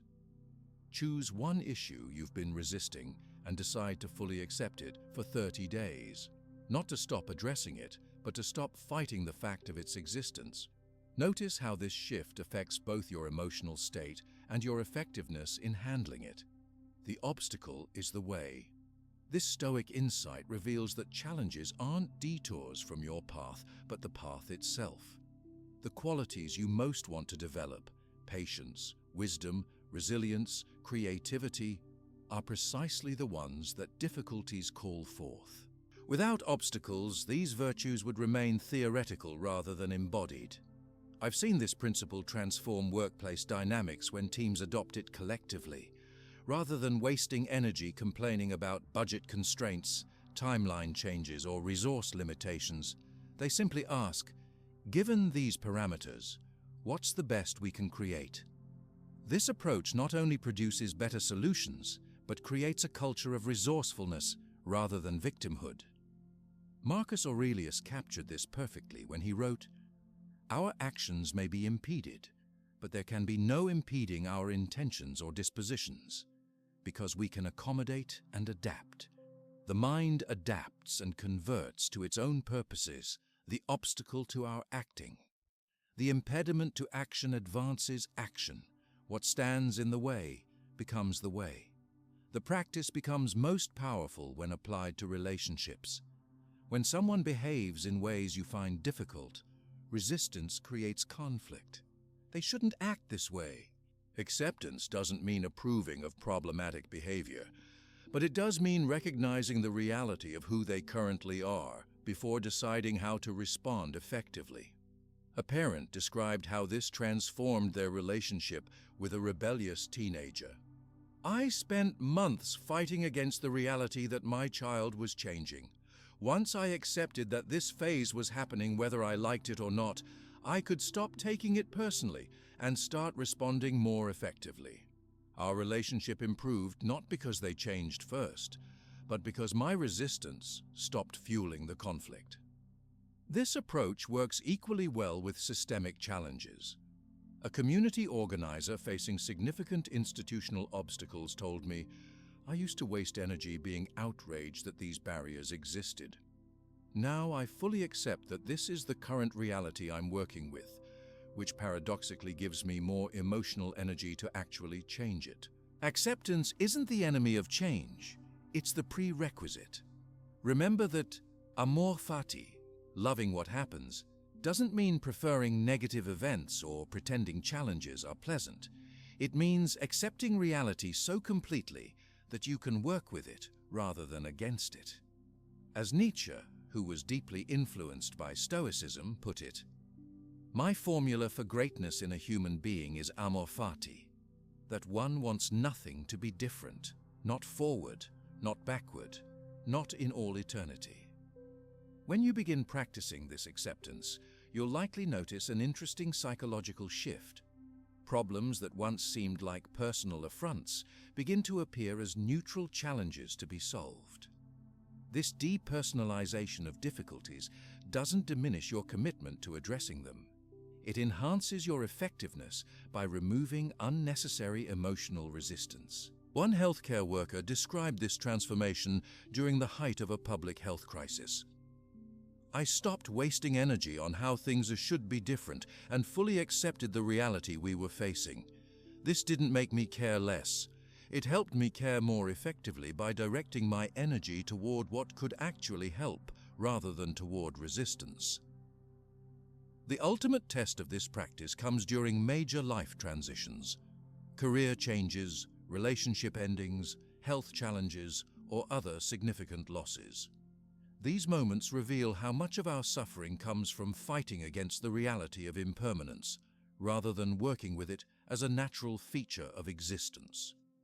As you develop this capacity for active acceptance, you'll discover what the Stoics considered true freedom. Not the impossible ability to control external events, but the very possible skill of responding to any circumstance with wisdom and virtue. This freedom remains available regardless of what's happening around you. When you practice transforming obstacles into opportunities, you inevitably encounter one fundamental challenge: other people. Seneca, even while counseling the emperor, constantly faced difficult relationships and discovered a revolutionary principle that changed how he viewed all human behavior, a perspective I call the compassionate view, that instantly transforms even the most challenging relationships. When you practice transforming obstacles into opportunities, you inevitably encounter one fundamental challenge: other people. Have you ever wondered why that specific person can get under your skin so easily? Why a casual comment from a colleague can ruin your entire day? Or why family gatherings sometimes leave you emotionally exhausted? We all have those people who seem uniquely capable of pushing our buttons. Seneca, despite his position as advisor to Emperor Nero, arguably one of history's most difficult bosses, developed a profound insight about human behavior. In one of his letters he wrote, "To be disturbed by the wrongdoing of others is like taking offense when someone coughs or sneezes." This perspective sounds almost impossible when we're in the heat of irritation, but it contains a revolutionary principle that can transform even your most challenging relationships. The core Stoic insight about difficult people is deceptively simple. No one errs willingly. People act according to their current understanding, beliefs, and capacity. Even the most frustrating behaviors make sense from the perspective of the person doing them. This doesn't excuse harmful actions, but understanding this principle creates space for more effective responses than reactive judgment. Think about it. Have you ever deliberately tried to make a bad decision? Even our worst choices usually seem reasonable to us in the moment, based on our current emotional state, beliefs, and information. The same applies to everyone else. This realization doesn't mean approving of problematic behavior, but it helps us respond more effectively by addressing the actual causes rather than just reacting to symptoms. One powerful technique for developing this perspective is what I call the complete story exercise. When someone's behavior frustrates you, pause and imagine what might be happening in their life that you can't see. Perhaps the coworker who snapped at you just received worrying news about a family member. Maybe the friend who cancelled plans is struggling with anxiety they haven't disclosed. This mental habit doesn't require you to know the actual explanation, just to remember that there always is one beyond what you can observe. Try this quick exercise right now. Think of someone whose behavior has recently irritated you.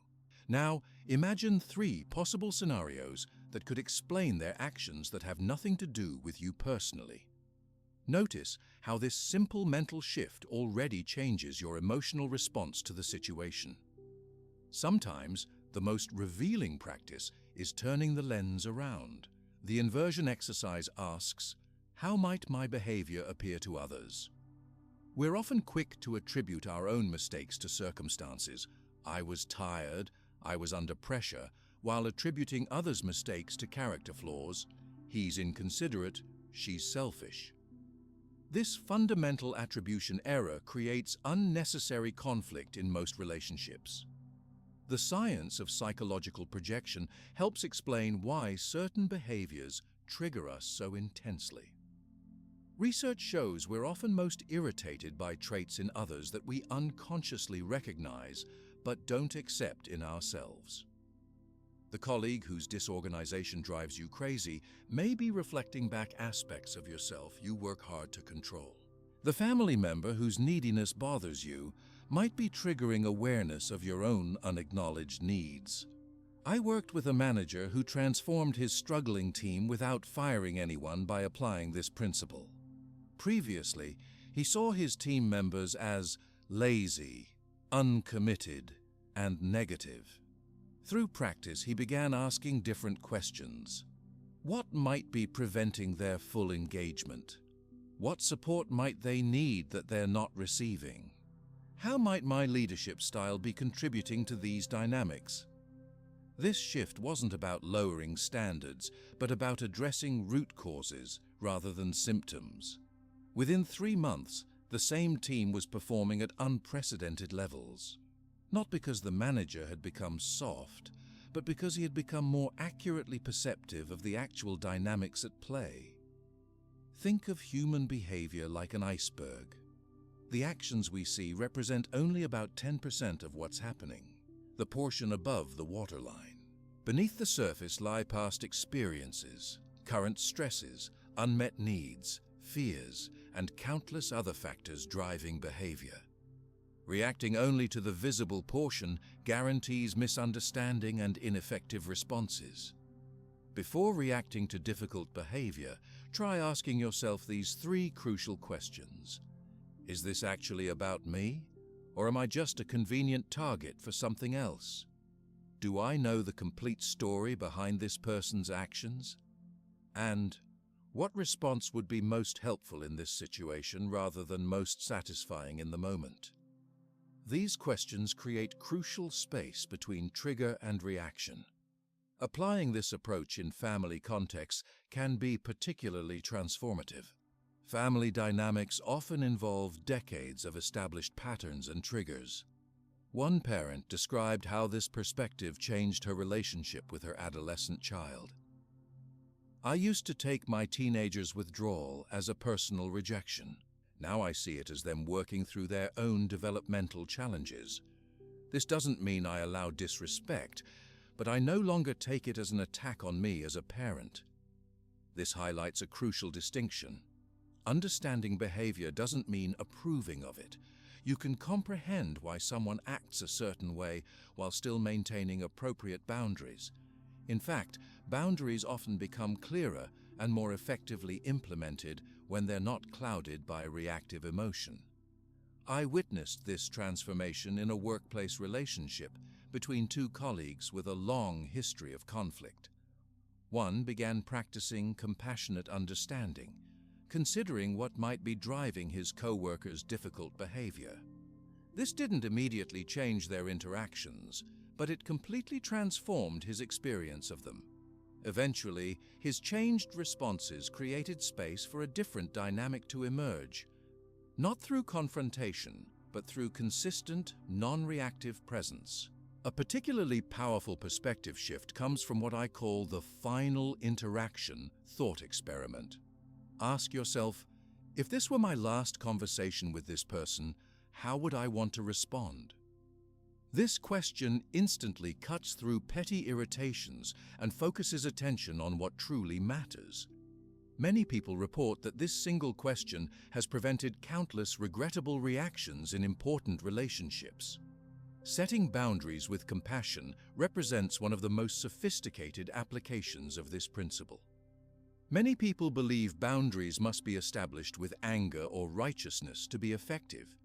In reality, the clearest and most respected boundaries often come from a place of calm understanding. I understand you're frustrated and need to express that. I'm willing to discuss this when we can both speak respectfully, but I'll need to end this conversation if yelling continues. Consider a real example from someone who transformed a hostile work relationship using these principles. Rather than responding defensively to criticism from a difficult colleague, they began approaching interactions with genuine curiosity. "I notice you seem concerned about this approach. Can you help me understand what specific issues you're seeing?"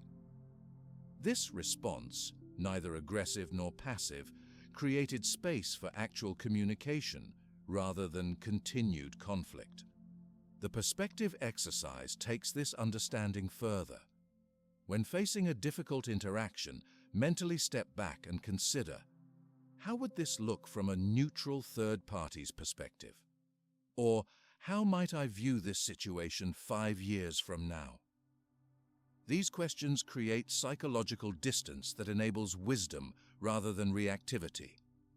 Practicing compassionate boundaries requires clarity about what you will and won't accept, communicated without hostility. For example, "I value our relationship and want to support you. I can listen and help brainstorm solutions, but I can't continue absorbing negative venting that doesn't move toward resolution." This establishes expectations while maintaining connection. Try this 1-week experiment with the most challenging person in your life.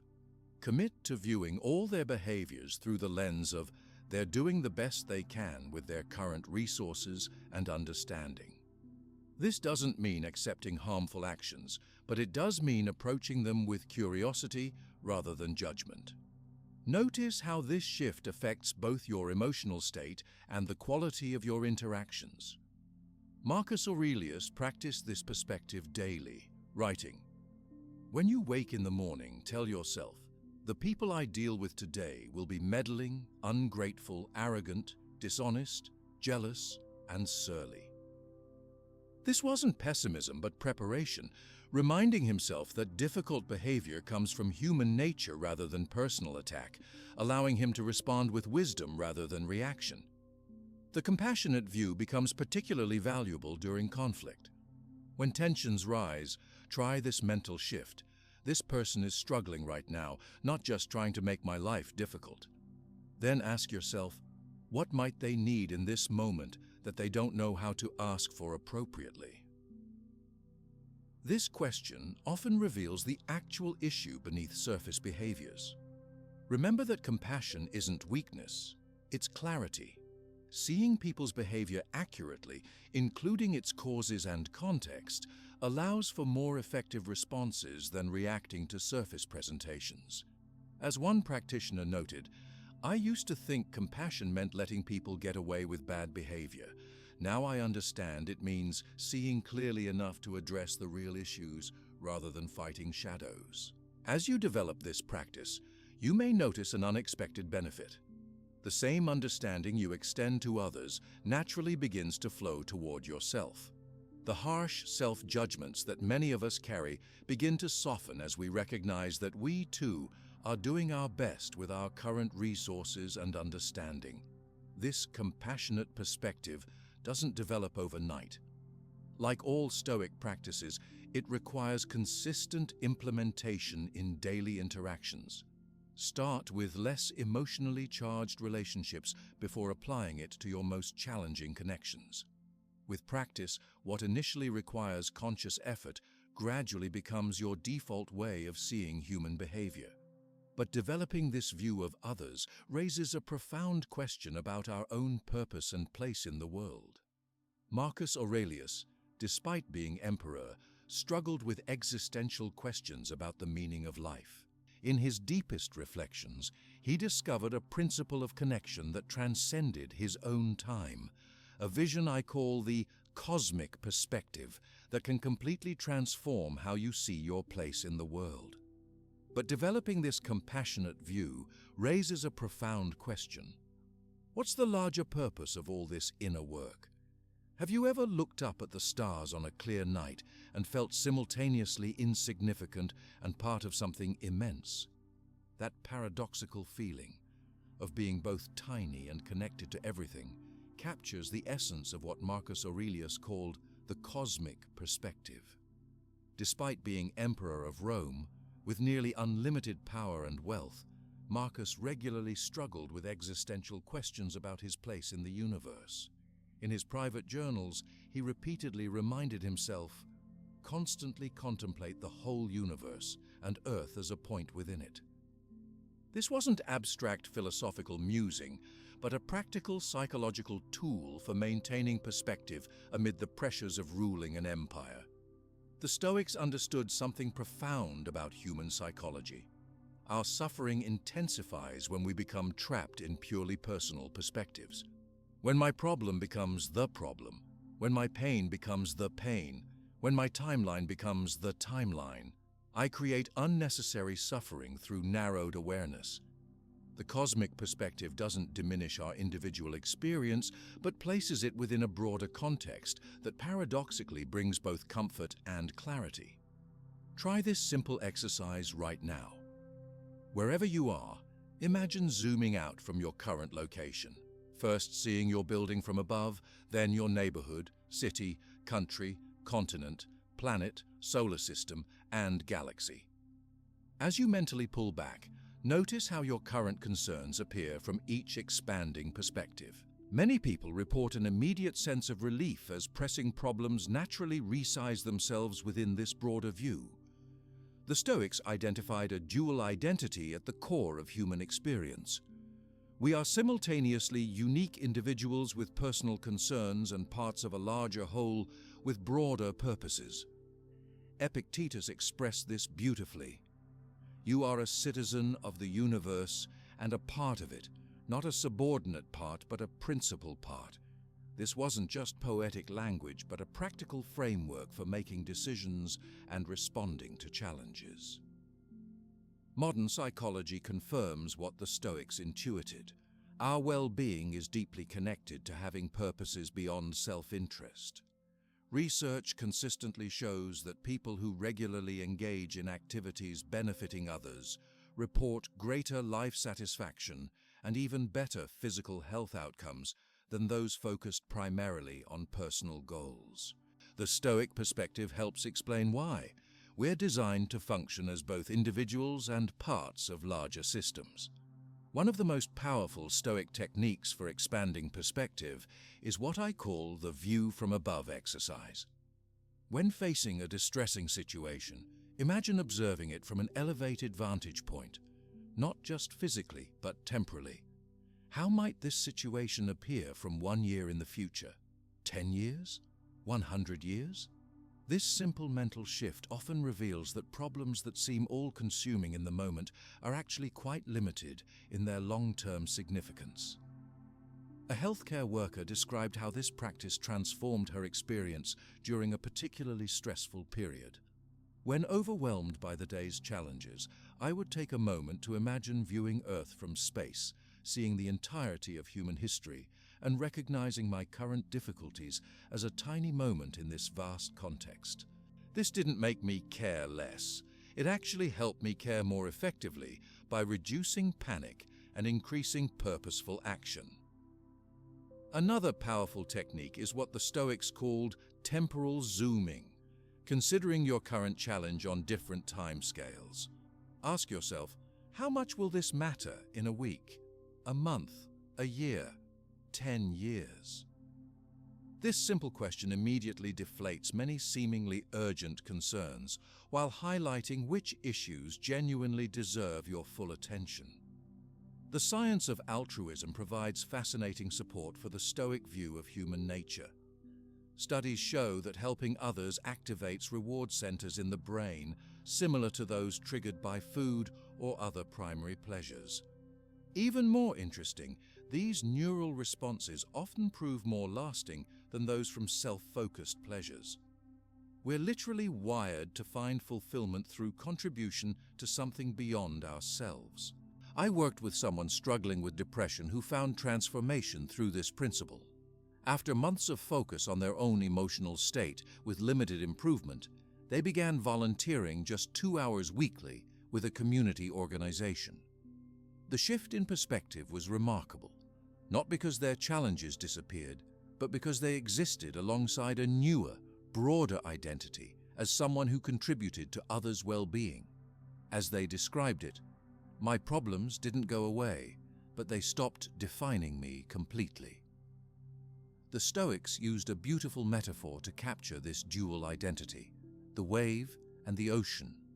Each wave has its distinct form and movement, individual identity, yet simultaneously remains inseparable from the ocean itself, collective identity. The suffering comes when we forget either aspect, believing we are isolated individuals unconnected to the whole, or losing our unique contribution within collective identity. A practical tool for expanding your circle of concern comes from the Stoic philosopher Hierocles. He suggested visualizing concentric circles of connection, with yourself at the center, then family, friends, community, nation, and humanity. The Stoic practice involves actively working to draw the outer circles inward, gradually expanding your sense of who belongs within your sphere of genuine concern. Try this exercise. Draw these circles on paper, placing yourself at the center. Now consider one specific action you could take today to draw each outer circle slightly closer to your center. This might be checking on a neighbor, learning about an issue affecting your wider community, or contributing to a cause addressing global challenges. The specific action matters less than the intentional expansion of concern beyond your immediate circumstances. This perspective transforms how we view even small daily actions. Marcus Aurelius noted that seemingly mundane tasks take on cosmic significance when viewed as contributions to the larger whole. Even the smallest action done with the right intention contributes to the order of the universe. Washing dishes, completing work tasks, or helping a stranger aren't just personal activities, but participations in the maintenance of the broader human community. Many people find the practice of nature contemplation particularly effective for developing cosmic perspective. Spending even 15 minutes closely observing natural patterns, cloud formations, tree growth, insect behavior, often spontaneously generates awareness of belonging to systems larger than individual human concerns. The Stoics regularly recommended this practice, noting how it simultaneously humbles and expands us. A client with a high-stress corporate position transformed his experience using a simple daily ritual: 15 minutes watching the sunset while consciously contemplating his place within the natural world. "It sounds so simple," he told me, "but those 15 minutes completely recalibrate my perspective. Problems that seemed overwhelming in my office appear appropriately sized when viewed against the backdrop of the entire sky-changing colors." One of the most powerful applications of cosmic perspective comes through what I call the legacy exercise. Ask yourself, what would I want to be true about my life when it's complete? This question naturally shifts focus from immediate concerns to longer timescales and broader impact. Most people discover that what they want to be remembered for aligns more with contribution than acquisition, more with quality of relationship than status achievement. Try this right now. If you could be absolutely certain that your life would positively influence just one other person, who would you want that person to be? And what influence would you hope to have? This simple question often reveals core values that can guide daily decisions from a broader perspective than immediate self-interest. Daily practice might include one intentional action specifically chosen to benefit something larger than yourself. This doesn't require grand gestures. It might be properly recycling materials, genuinely listening to someone who needs support, or creating something that brings others joy. The key is conscious intention to contribute beyond personal benefit. A recently divorced person shared how this practice transformed their healing process. "I was completely absorbed in my own pain, which made sense, but also kept me stuck in it. Starting each day by asking, how can I contribute something positive today? Didn't erase my grief, but it gave me another identity alongside person going through divorce. That additional identity became my path forward." The connection experiment offers another practical approach. Choose one cause or concern larger than your personal circumstances. It might be environmental sustainability, community development, or support for vulnerable populations. Commit to learning about this issue and taking one small action related to it each week. Many practitioners report that this modest commitment significantly reduces fixation on personal problems while increasing overall life satisfaction. Remember that cosmic perspective doesn't mean denying or minimizing personal challenges.